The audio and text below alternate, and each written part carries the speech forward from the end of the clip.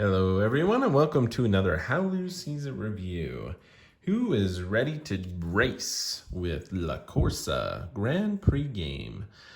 This is a very unique racing game that isn't really like any other racing game that I have played with. So, Formula Day, or Titan Race, or there's Steampunk Rally. There's all sorts of racing style type games out there, and La Corsa is very, very unique. One of the things that is unique about it is that it is not a simple as, hey, you get to the end of the you get to the finish line before everyone else. So La Corsa really plays on the idea of these these laps in racing and position of cars. So regardless of thinking of the spacing of different things, that what this tries to do is it tries to give you the sense of vying and fighting for a position within the bunch of cars, of being first and trying to come up, passing cars, and I think it does it really well. And so it focuses on that rather than, hey, just get to the end of the finish line first. But it also kind of plays out a little bit like poker, a little bit, where each kind of race is a hand of cards that's going to be dealt. And sometimes you're going to get some cards with very, very high values. Sometimes you're going to get a lot of cards with, a lot of extends. And the game it's a little bit of trying to understand what the other racers are going to do and how you're going to vie for that position. And there's a little bit maybe bluffing involved as well. But it's very, very an interesting game. So what comes in the box here of La Corsa? We have mainly the game is really played with this deck of cards. And from there are 6 different suits of cards. And they're listed here in the back, I believe. So there's gears, accelerators, pistons, steering wheels, shift gates, and cams. So the gears on these cards are shown here just by that number. Okay. And other than that, you're going to sort these out. So if you're going to be playing, there are 6 different suits. If you're going to be playing with 6 race cars, you're going to be playing with all 6 suits here. If you're going to be playing just with 4 race cars, then you're going to want to take out 2 of the suits in here and shuffle them up. So let's say we're going to do with all 6. You can do it different ways. So if you have 6 cars here, you can end up doing a race with 3 players handling both cars of a team. And component wise, before I get into the game a little bit more than that, component wise, you have this nice wooden kind of track here. It's just basically a chunk of wood, and it's different colors. So it's kind of light and then dark, light and dark, to show the different spaces. A little die comes with the game for a little bit of a variant that you can play with. There's also, this is sold separately. This is another set of cars. The cards are really, really simple, but very kind of cool looking. And so you can get some other sets of cards as well. But basically the game is played with the cards, and the cards are basically there to for scoring purposes and for keeping track of where you are in position of the race. And I will say, they also include in that just deck of cards a simplistic rules here. So you have all the rules on the cards. You can play this just with the deck of cards because they also include some cars. And basically, again, the game is vying for position. So if you were playing this without the board, you would actually just, again, have these laid out like this. And then as people are passing one another, you'd switch, or if there becomes a gap, you would just leave a gap in between those cars. Okay, so what does the gameplay actually look like here?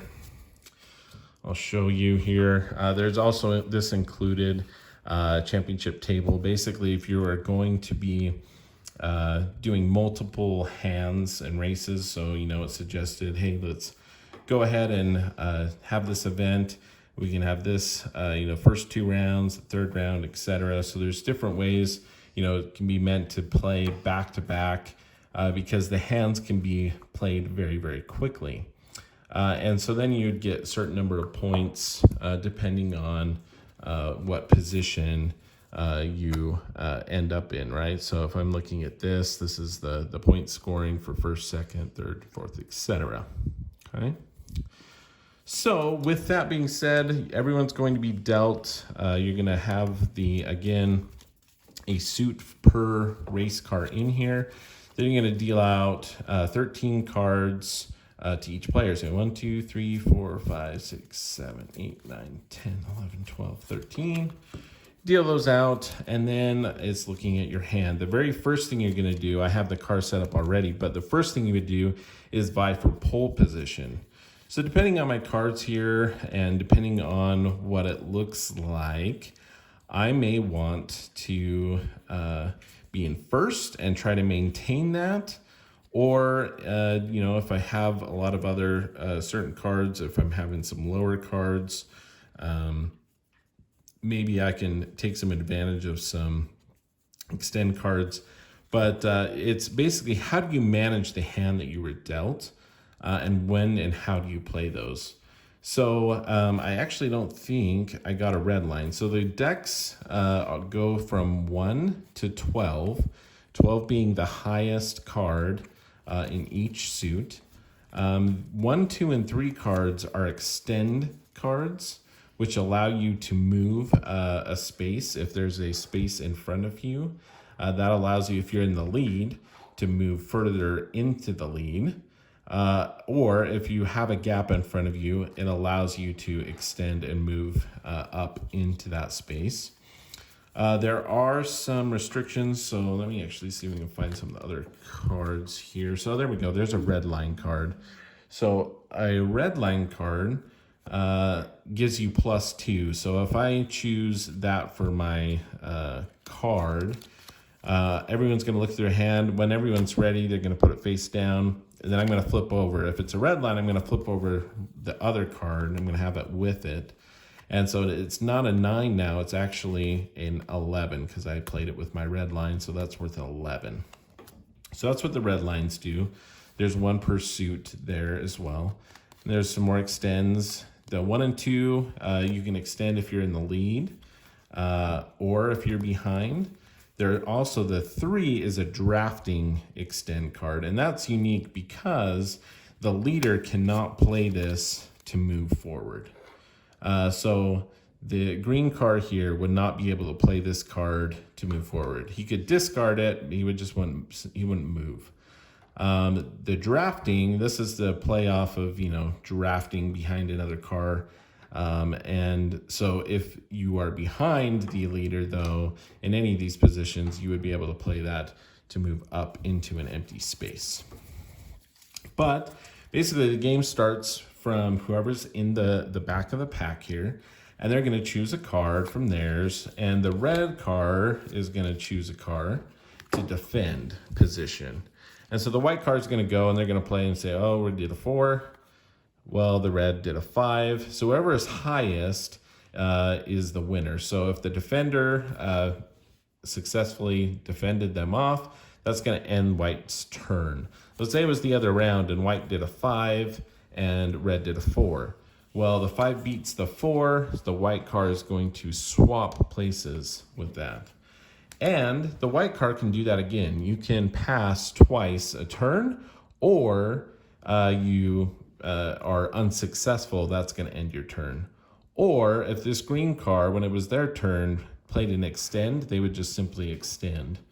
Or if this white car was able to pass the green car, say that was their first one, then they could extend, and then that would end their turn. So it's again playing off of, okay, what number of cards are they going to play, and what am I going to play in return to defend? Do I play my higher cards now, my low card to get rid of it because I know I'm going to get passed? So it's just managing your hand the best that you can. And then you have these gaps, which are also interesting because you can't fill that gap unless you have an extend card. You cannot go through and just play play a card to move forward. You have to have an extend card to move forward into that space. Or I'm going to be stuck there. I'm basically just going to have to discard a card from my hand and wait until someone else gets in front of me that I can then maybe pass them. So it's a very, very, as you can see, interesting, unique racing style game. And I think they do a pretty good job with just the simple concept of deck management. And it's almost just that kind of war mechanic, right? Of like, my card's higher than your card. But it's a little bit more than that with the strategy of, okay, what else is in my hand? What else are the other players playing? And when am I going to, want to move forward? When can I, do I just want to stay in back and have everyone kind of play their high cards and then I come back and hopefully pass them? But if, you have to pay attention to these gaps as well. Do you have extends to be able to handle gaps, or do you want to get out in front and then, just try to maintain that as much as you can?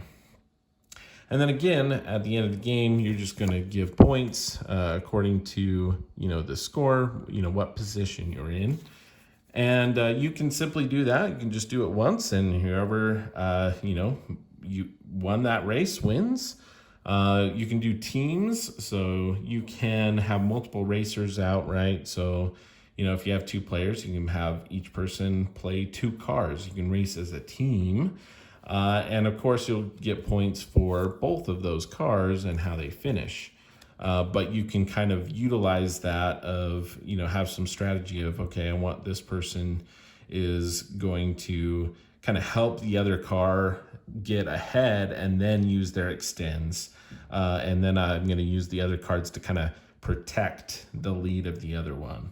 And so, yeah, it offers a lot of kind of interesting choices and decisions. But basically from just a deck of cards, and on your turn, depending on, what you want to choose to move forward. So a very, very simple game, but very fun. And it has kind of that, a little bit of a poker feel, but with race cars of vying for position. I like the idea. You have, a bunch of different cards here that you can actually just use the cards to swap them around. But the board, I really like the wood board here. Again, it's not like a racetrack, right? It's just a simple length of board with spaces that the cards move in front of, keep track of the gaps. And that's it. But it's a very kind of sleek, simple design. The board just kind of folds up, has that like elasticy thing in there. And you're good to go. So that is LACORSA. I've been enjoying that game. I'd like to thank Mark for the review copy on this.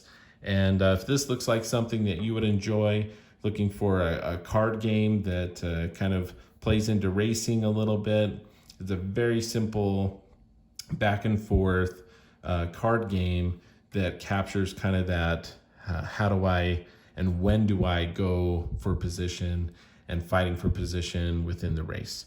So LACORSA Grand Prix game. Go ahead and if you Google that, you should be able to find it. It is a little bit pricey. I think I didn't see it on the website. If I can't remember the exact price either, but it did seem a little high. But you know what? It's a very, very cool game. The cars are pretty cool. if I don't know if there is just like a card deck version of it. I think that would be a really great idea for them to pursue. Is, hey, just have the card deck. It's played just as you can play the whole game with just this deck of cards, because it's got the cards, it's got the rules in there and everything. It would be cool to see, just maybe that as an option for people to just buy that deck of cards online. Price point between around $10 to $15. I think it would be a great option for people. But if you really like racing and kind of that idea and feel that you think LACORSA has from that deck management and maybe some bluffing and things like that, I think you could really enjoy it. So that is LACORSA, and that is how Lou sees it.